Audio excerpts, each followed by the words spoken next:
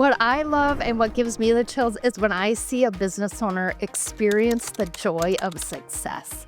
So they put all this time and effort and energy and they've poured into their community.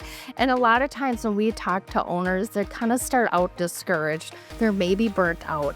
But then to see them be able to go from that to be re-engaged in their business and then get to experience and see their business successfully sell and then continue on. And so having that feeling and experiencing that joy of success, that here's what I built and now I get to see my legacy continue. And that's what gives me the chills when somebody gets it and they're like, yes, look at what I was able to do. And now I get to see that continue on.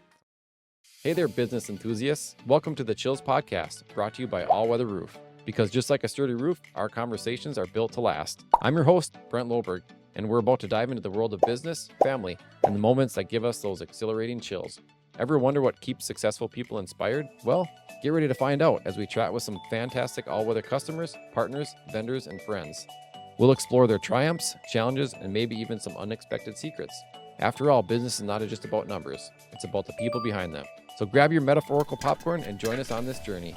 Get ready to be inspired, maybe even get a few chills of your own. This is the Chills Podcast. Let the goosebumps begin.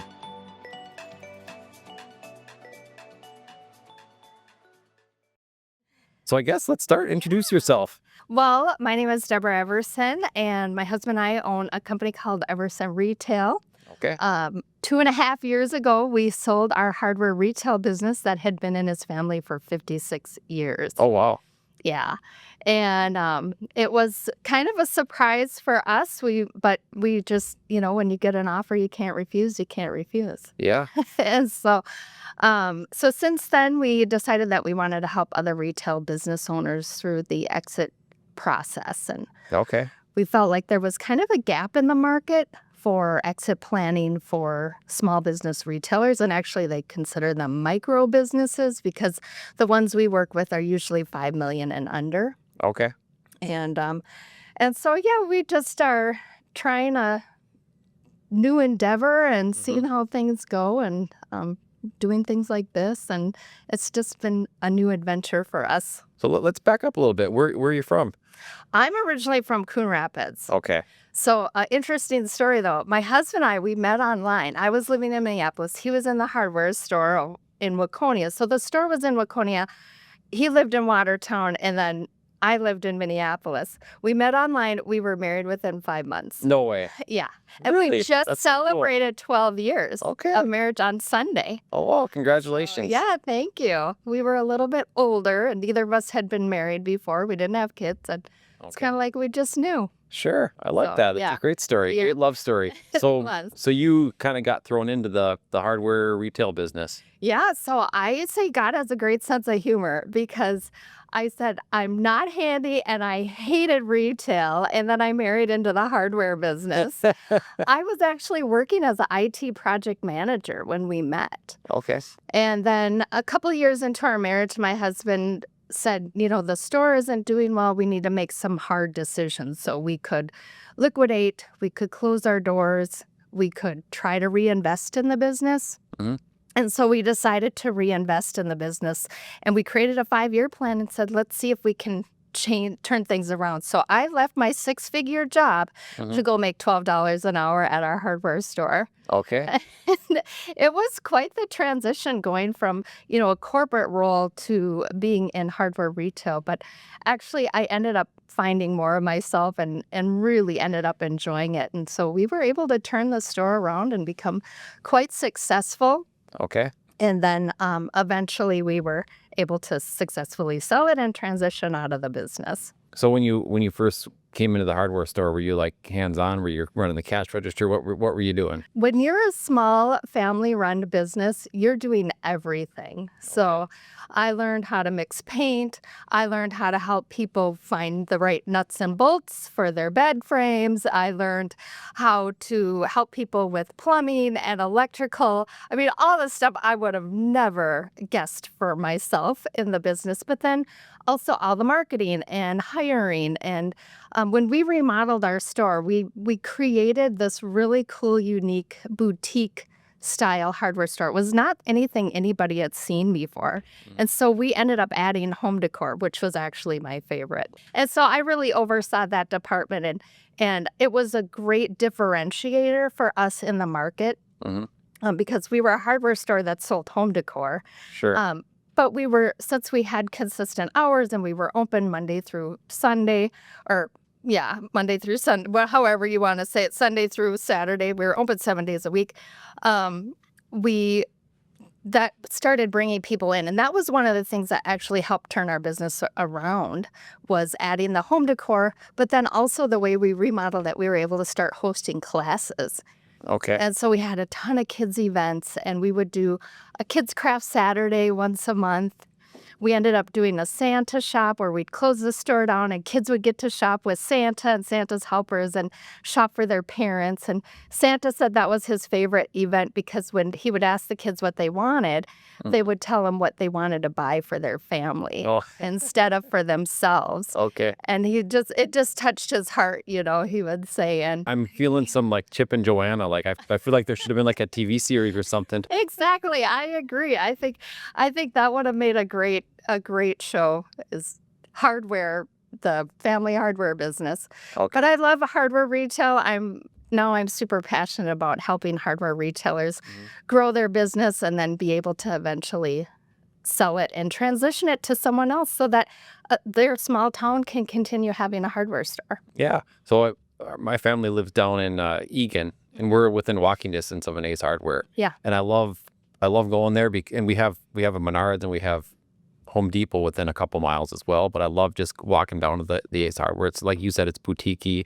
Yeah. People are there to help. It's just a more of a family feel. Right. And the people there most likely are going to be able to help you. You're going to get that personal one-on-one attention. And I think really now that's what people are looking for, is that more personalized experience and attention. Okay. So touch a little bit more on the home decor. Was that something that you kind of always wanted to do or kind of liked? Or did it just fall on your lap when you guys met and you had the hardware store there? It was just kind of part of the vision of how we wanted to create this warm, welcoming, boutique-style hardware store experience, because I knew, since I didn't really have retail experience, it was good that I was able to look at it from a customer's point of view. So as a customer, how would I want to experience the store? The other thing is, I noticed we sharpened a ton of hockey skates. Oh, really? And I would see these hockey moms come in and they would bring their hockey skates in to get sharpened, and they would look around and there was nothing for them. And I'm like, I got hockey moms shopping and they're leaving with just a pair of hockey skates. It was $6.50, I think, to sharpen hockey skates. And so adding that home decor, now they're waiting for hockey skates, and now they're shopping for something for themselves. So we went from a $6.50 sale to maybe a $50 sale because they've added a little wall hanging or a blanket or, something fun for themselves. Okay. So how did your husband take you wanting to kind of start that home decor part? He's actually quite open to it and flexible, because he's like, we got to do something. We have to. Be careful. Remember, he's in the room. I know. Careful what you say.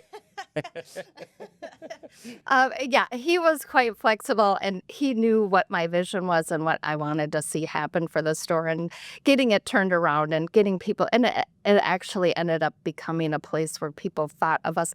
So I would get really frustrated because people would say, we've been everywhere. And then we came to your store and you had what we needed. We should have just started here. And I got kind of sick of feeling like we were everyone's last resort. And I'm going, what can we do to go from being people's last resort to their first choice? Yep. And so thinking about what are things that we can add in order to attract people. We also did a customer survey to better understand why people weren't shopping in our store before we remodeled. Okay. And then that really helped us too, because we realized that they really loved that we were family owned and we had that local feel. And so I said, why not just capitalize on that? And that's what we ended up doing. So we ended up then becoming the place people thought of for not only nuts and bolts, but for a birthday gift or a card or something unique and special. Okay. Yeah. So before we get into the acquisition, there's got to be some kind of funny story. So you guys met online, you come into this retail sector, working together for the first time. There's got to be some gold stories in there.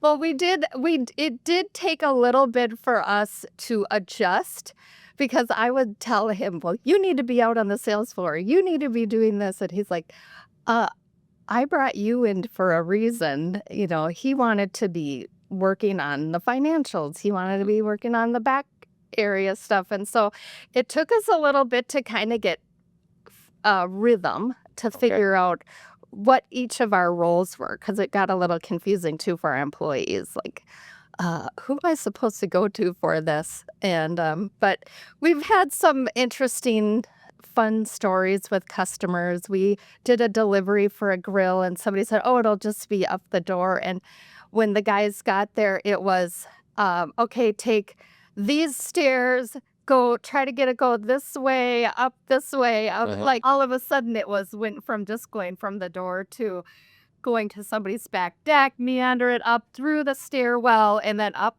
the stairs. So there were some funny stories like that. So when you started, you didn't like the acquisition wasn't kind of in your mind at all. Just kind of happened. So with our 5-year plan, we said, okay, let's build out what we want the store to look like within the next 5 years. And then after 5 years, we'll take a look and we'll see, okay, have we gotten it to where we want it to? Are we thinking of selling? Are we going to go bigger? What do we need to do? And, 2020 happened. So COVID happened and we were an essential business. So our business exploded. Like we had so much business, we didn't even know what to do with. That was amazing. And then the only other hardware store in town closed. Okay. So now we've got COVID business and we have the business from this other hardware store, which great. So then somebody came and approached us about purchasing our business. Okay. And that's kind of when it started in our minds of, I wonder, maybe we should consider selling. It didn't work out with them. We realized they weren't necessarily a good fit, but then also we weren't ready. So that we spent the next 2 years preparing our store for what if we were to sell.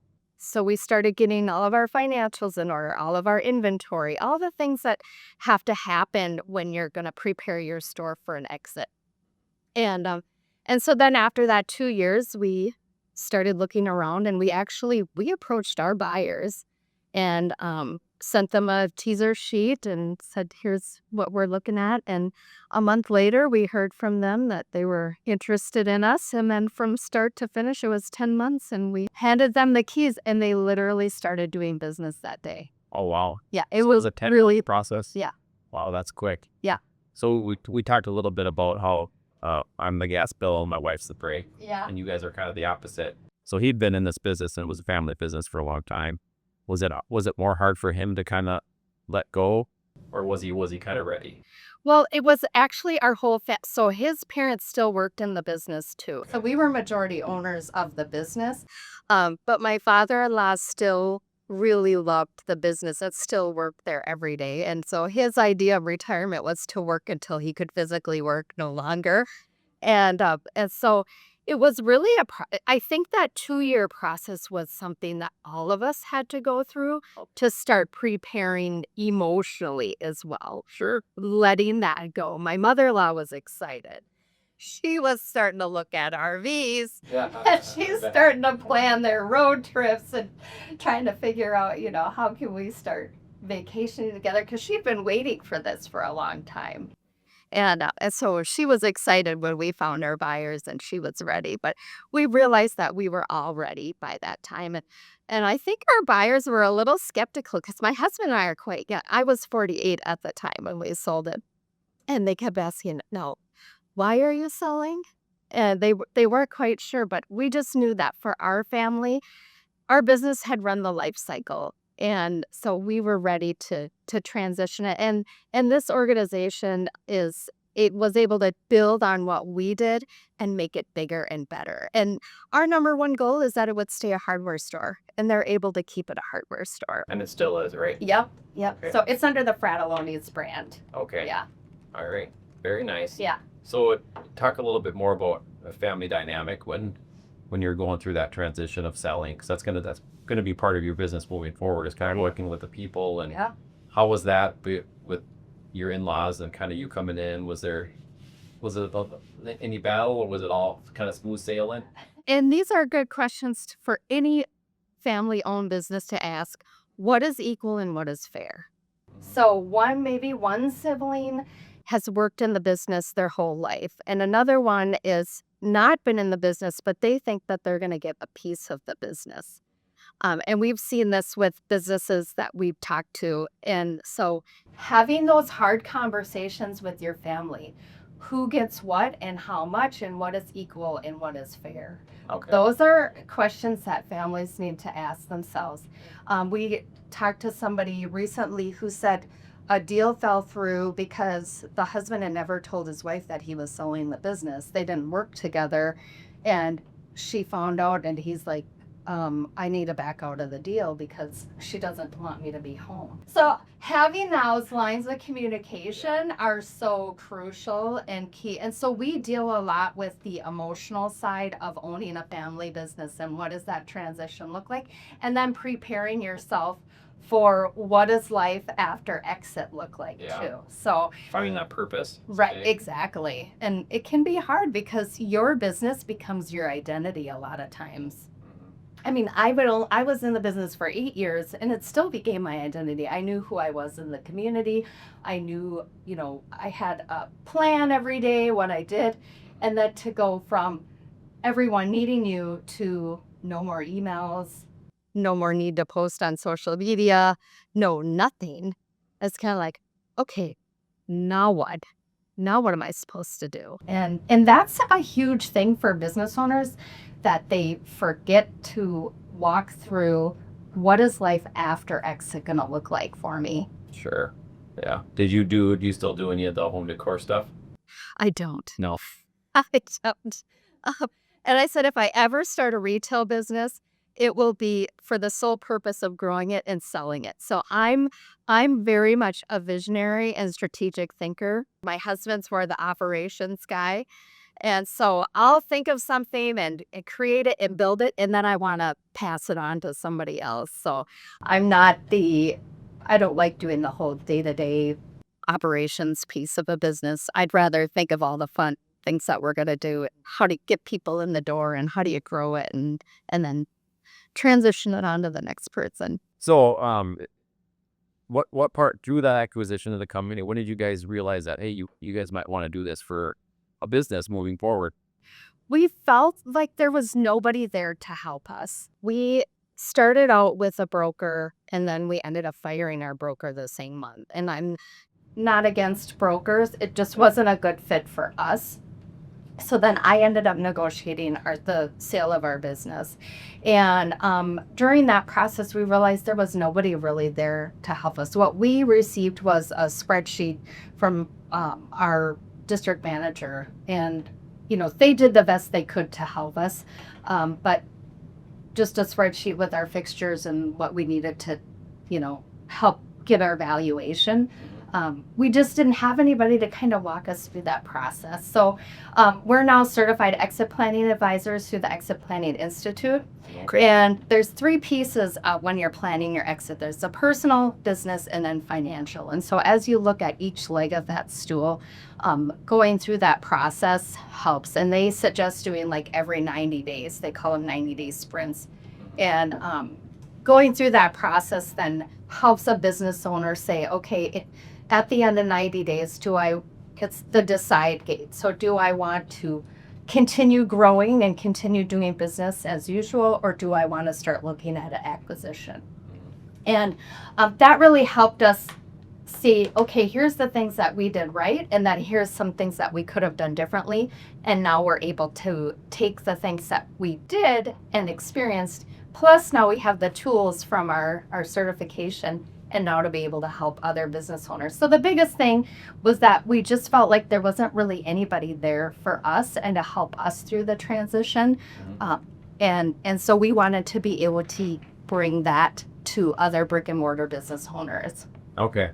Do you feel your past business with the hardware store and now what you guys are doing now, do you feel like there's a little bit of a kind of not transition, but what word am I looking for? Like, do you feel like they're similar in what you guys are doing as far as how you help people in the hardware store versus how you're helping people now? I think so. Yeah. Because you're still helping people, right? You're still, for me, it's about what's that experience. So you're still helping people create those memorable experiences, but then also helping that hardware store owner create a lasting legacy. So when they drive by their business after they've sold, they can be proud of what they did and they can say, look at what I did and look at that legacy is still continuing.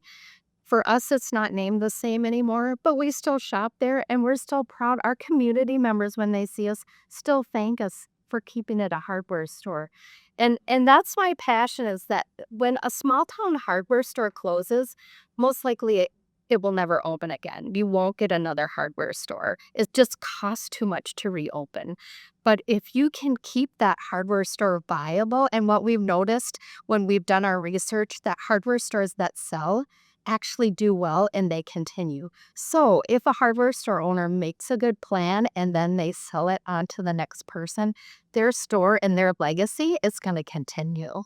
Okay. It reminds me of my boss who was been in the business for almost 50 years. He did a roof on a small bike shop, free wheel bike in Yeah. Minneapolis. And 35 years later, and I'm the salesman, I come and do a re-roof on the same little bike shop. But it's just that small family feel and the way you're helping people. Right. It just feels good. What in your business now gives you like the name of the podcast is called The Chills. So what in your line of work now kind of gives you the chills and makes the hair stand up on the back of your neck, give those feel good feelings? What I love and what gives me the chills is when I see a business owner experience the joy of success. So they put all this time and effort and energy and they've poured into their community. And a lot of times when we talk to owners, they kind of start out discouraged. They're maybe burnt out. But then to see them be able to go from that to be re-engaged in their business and then get to experience and see their business successfully sell and then continue on. And so having that feeling and experiencing that joy of success that here's what I built and now I get to see my legacy continue. And that's what gives me the chills when somebody gets it and they're like, yes, look at what I was able to do. And now I get to see that continue on. Okay. I like that. Yeah. I like the people side of any transition like that, because you hear a lot of like financial people talk about like retiring and retire like young, but then you get the people that are working like your father-in-law that just wants to go and go and go. How do you navigate that with people that some people might want to retire and some people might not? Does that make sense?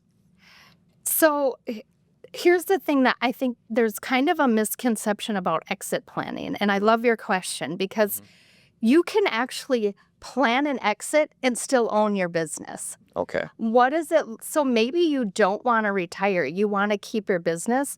So is there a manager that can take over? So you just start, and this is the thing, a lot of times business owners, especially owner operated, is that they make themselves the central key figure of their business, and that if they were to leave, the business would fall apart if they were gone. And so we ask owners, if you were to leave for 6 weeks, would your business fall apart or would it continue? So let's create a plan then so that you could leave for a good amount of time and your business will continue. So we ask, do you want to still continue doing the business, but just have less of a role and start finding ways to set up a management team so that you don't have to be there all the time? Or are you looking to actually sell and physically exit the business, 100%? Okay. And so there are ways to actually exit your business, but still own it. Does that make sense? Yeah, for sure. So you don't have to, if you set up a way to have your management team running the business that you don't have to be there 100% of the time and you can just kind of oversee. Okay. That's still a part of exiting. That makes a lot of sense. Yeah. Okay. Talk about like what would be your perfect customer? Somebody who is 2 to 5 years of thinking of exiting their business, because that then gives, like I said, for us, it took us 2 years, get our financials in order, get up all of our inventory in check, go through all the emotional things that we needed to go through. It takes a good 2 to 5 years to really plan out your exit. So an ideal person's going to be a brick and mortar, most likely family owned, and then they're just looking to eventually sell. And that could be to a manager, it could be to a third party buyer, could be employee owned. There's ESOPs now, people are selling to their employees, but that's usually a bigger business. But Sure. so somebody who's in that 2 to 5 year range that are looking to just start planning their exit. Okay. I lost my train of thought there. What was I going to ask you? Do you guys just focus on retail? We do. Okay. Brick and mortar retail. Yeah. Okay. Do you have any funny stories about or feel good stories about helping a customer and what you're doing now? So we had a guy that called us that was in crisis, and he had a business that had been in his family for 3 generations. And he's like, I'm like a few months away from closing my doors, and what do I do? And so we spent 90 minutes with him on the phone going through, okay, here's what you're going to need to do in order to get your business back in order.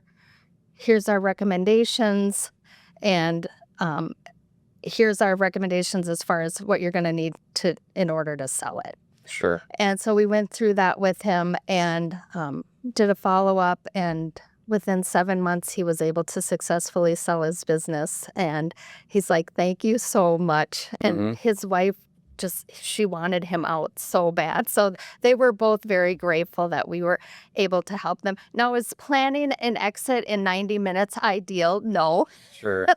And is that how we normally do things? No, but he was in crisis, so we wanted to at least help him and give him something to go on and get through that. But to be able to hear that was a success story for him, to hear how he had felt so defeated, and then to say thank you so much because I was able to successfully sell the business and my community still has a hardware store. Sure. So since COVID, retail kind of took a little bit of a dip. Is that coming back now? Retail is coming back, and I know that there are retail businesses that are struggling. Tariffs, all the things that are happening. It's not easy. But here's what I'm noticing is that the owners who are staying engaged and creating exceptional customer experiences, hosting in-person events, staying engaged with their community online through social media, those are the ones that are continuing to thrive. They're staying top of mind. One of the things we've noticed is that as people get discouraged, they start disengaging from social media. They start disengaging from their audience. And then, and we actually saw this with one of our customers, is that they kind of disengaged from their social media, and they said, well, our sales are down. Well, as they start re-engaging with their audience, and because we're like, when you engage on social media, you get really good engagement. Re-engage with your audience, stay engaged. Those numbers are going to come back up. You want to get that, because there's so much information out there. There's so many people inundating you with things. Staying top of mind is so key to keeping your retail business, actually any business. But the thing is people are looking for in-person experiences. So stores and businesses that are doing those in-person experiences, those are the ones that we're seeing continue to thrive. Okay. Very nice.